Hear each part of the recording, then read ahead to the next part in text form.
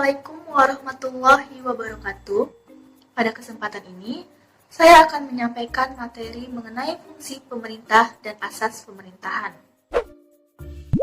Pemerintah ialah suatu lembaga kekuasaan yang memiliki kemampuan untuk memerintah. Pemerintah pula memiliki power yang lebih dari yang diperintah. Maka dari itu, pemerintah dapat memerintah kaum mayoritas ataupun orang banyak. Pemerintah pula memiliki fungsi. Fungsi pemerintah terbagi menjadi dua. Yang pertama, fungsi primer, yang kedua, fungsi sekunder.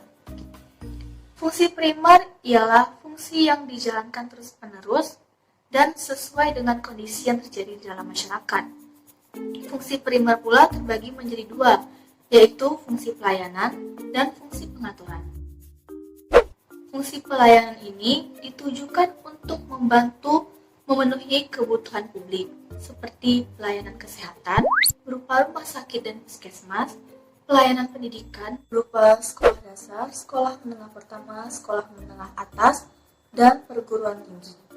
Lalu pelayanan navigasi laut berupa mercusuar dan lampu suar, kemudian pelayanan peradilan, serta pelayanan keamanan jasa kepolisian.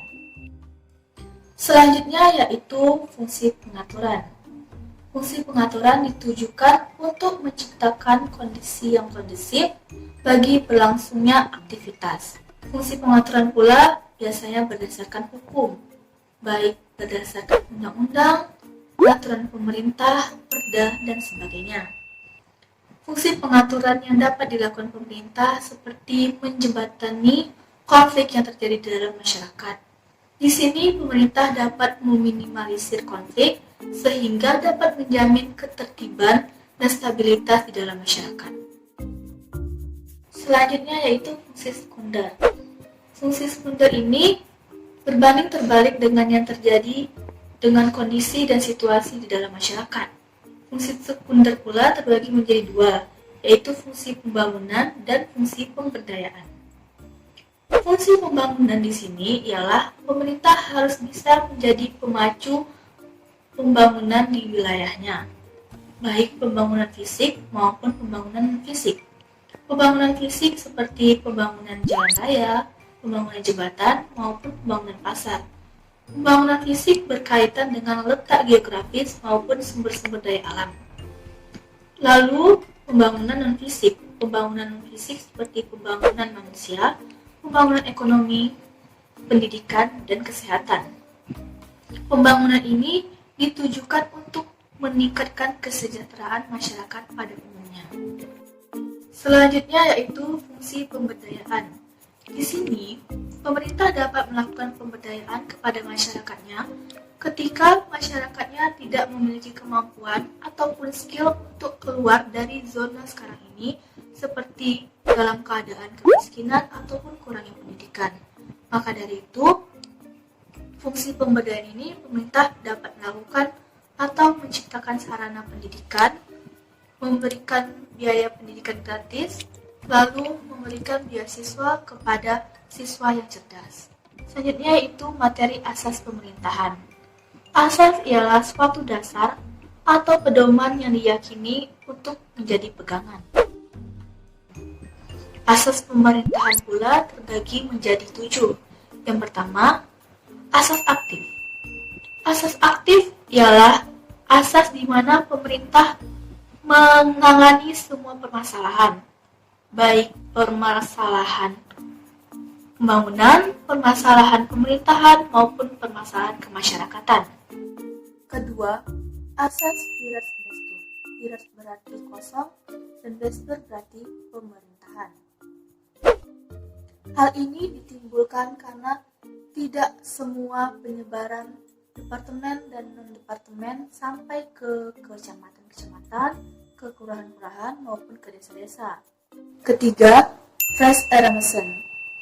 Asas ini berbeda dengan Wiras Bestur, dikarenakan asas ini aparat pemerintahnya diharuskan untuk mencari dan menemukan pekerjaan sendiri sehingga terlepas dari hal-hal hanya untuk memperhatikan yang digariskan oleh pemerintah pusat atau pemerintah tingkat yang di atasnya.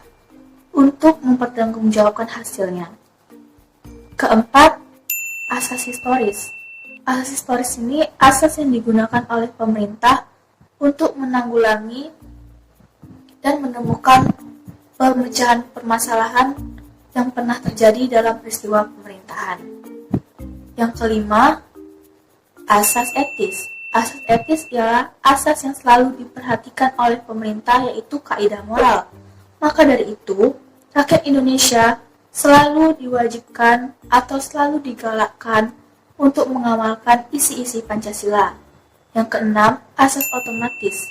Asas otomatis ialah asas dengan sendirinya, di mana ketika ada kegiatan baru di luar kewajiban departemen ataupun non-departemen, maka dengan sendirinya yang menjadi pemimpin kegiatan ini ialah Departemen Dalam Negeri sebagai poros dalam negeri. Walaupun nantinya akan dibantu oleh aparat-aparat lainnya. Contohnya saja dalam kepanitiaan hari-hari nasional, penyambutan tamu negara-negara, dan sebagainya. Dan yang terakhir atau yang ketujuh, yaitu asas the tournament de partout. Asas ini ialah asas kesewenang-wenangan pemerintah dalam penyelenggaraan pemerintahannya. Asas ini ialah asas yang tidak mempedulikan masyarakatnya. Maka asas ini merupakan asas yang bertolak belakang dengan asas-asas sebelumnya yang telah saya sebutkan.